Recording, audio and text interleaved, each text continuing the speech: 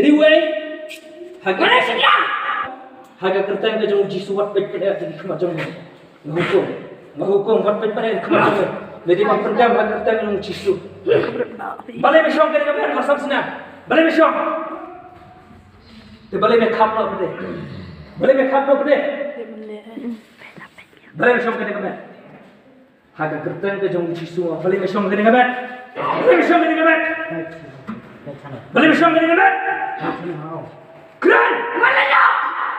Nggak kelia me jawab nggak keli juga. Nggak keli balai mesong kan dengan ngap balai mesong kan dengan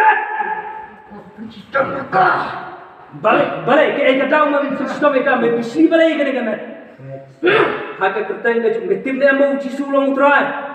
Haga dengan met lu udai mau udai ban long try. Mem dai me balai don bor kan dengan balai me sistem kan dengan Nadu mentang memang hak me semua orang.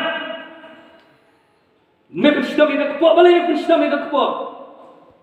Mana you me penstam me kepo. No kami me mentang memang day balai don bo. Wat pernah ki kemat jung meru, hak kertang ke jung jisu hukum.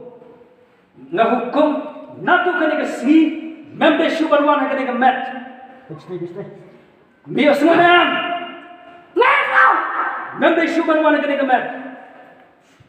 Ngesengau hunam,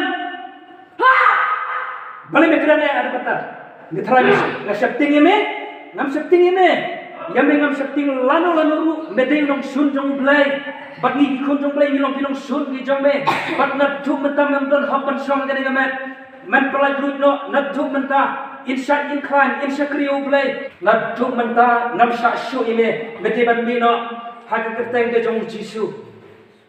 Haga kertang jong jisu ngamsha benar nong yang mereka keren ini segapnya haga kertang jong jisu mong segapnya mewat le don bor haga kertang jong jisu yang me mentah ngabek bat me de ban mino mem de ban wan